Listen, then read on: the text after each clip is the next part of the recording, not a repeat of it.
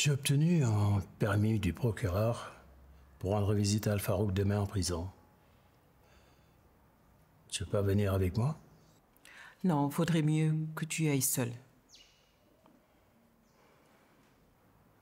Depuis qu'il est en prison, je ne lui ai rendu visite pas une seule fois.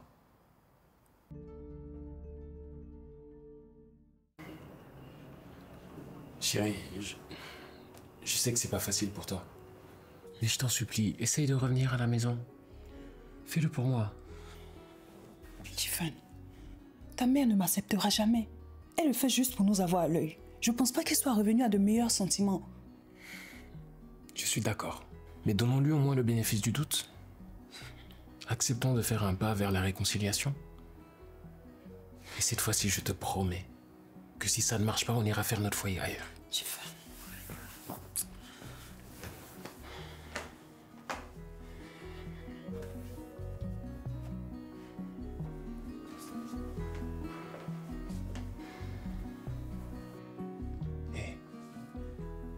C'est trop difficile pour moi, Tiffany.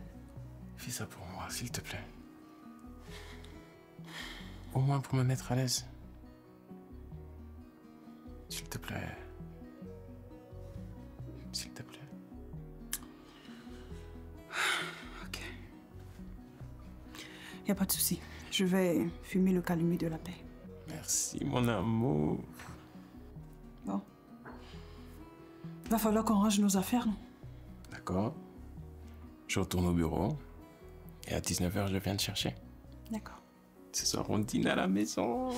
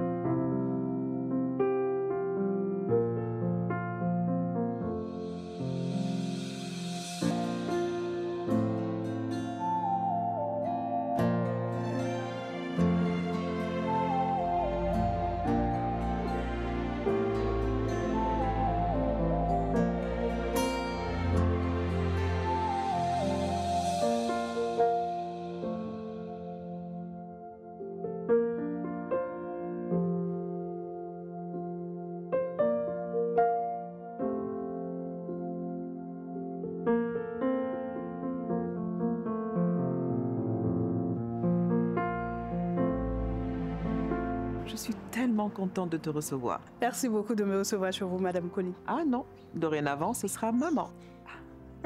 Avec grand plaisir. Maman. Allez, restez pas là. Entrez. Je t'en prie. Allez.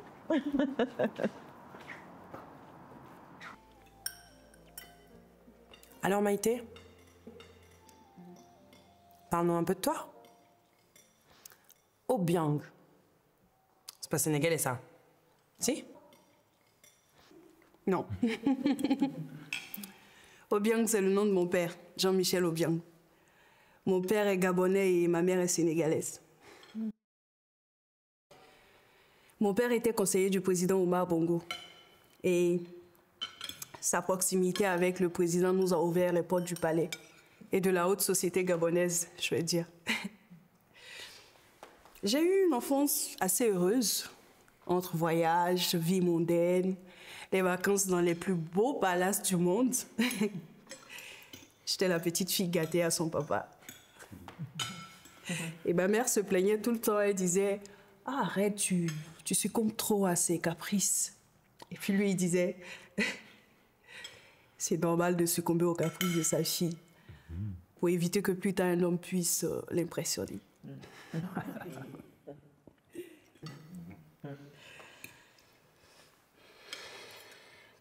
Et la position de mon père faisait bien évidemment des jaloux qui complotaient des plans dans l'ombre pour pouvoir prendre sa place. Et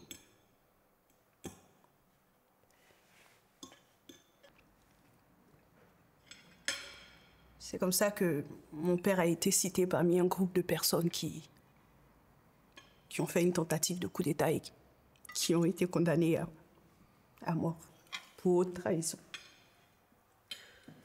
Oh, quelle triste histoire, mon enfant. Je suis vraiment désolée pour toi, ma chérie. C'est rien, c'est pas grave.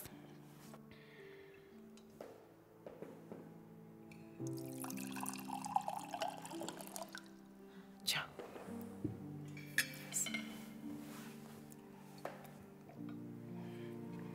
Merci.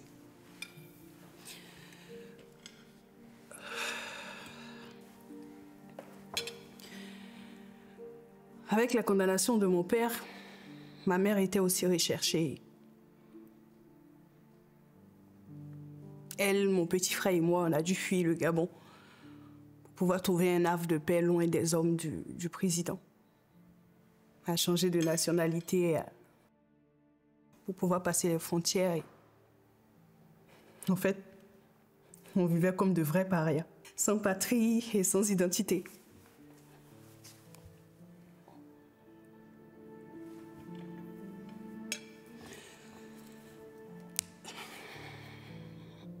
Et puis, au bout d'un moment, ma mère a dû se prostituer pour pouvoir subvenir à nos besoins.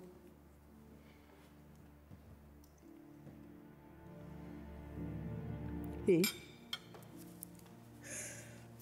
à mes 18 ans, on m'a annoncé sa mort. Elle est morte de cancer.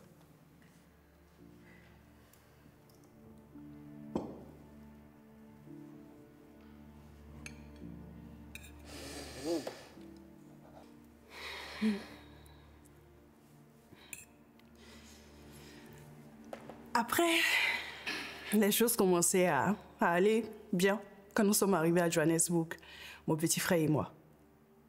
Lui, il a trouvé un boulot et moi, j'ai repris les études. Et plus tard, une amie à moi m'a trouvé un boulot dans une banque. C'est justement celle qui va devenir plus tard la femme de Ali.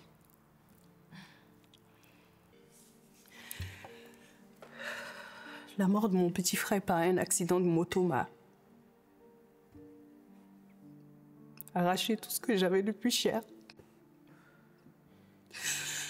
J'étais tellement bouleversée que je voulais en finir avec ma vie. Pour rejoindre toutes ces personnes qui comptaient vraiment pour moi et qui sont plus de ce monde.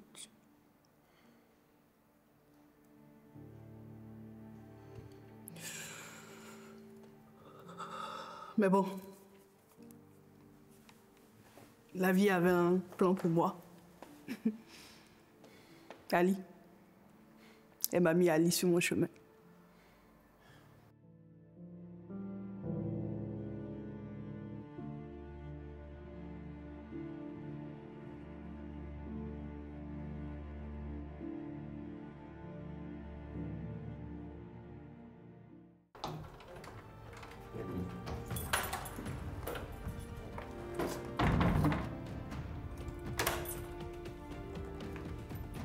Maman? Qui est là?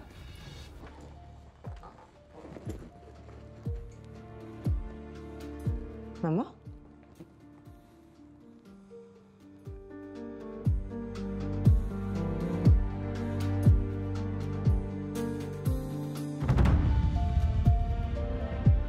Papa? Mesdames, Messieurs, ceci est une exclusivité. Nous venons d'être informés de la libération de Monsieur Al-Farouk. Surprise. Al-Farouk. Monsieur Al-Farouk, s'il vous plaît, un mot. Quelles ont été les conditions pour lesquelles vous avez été libéré? Al-Farouk est libre.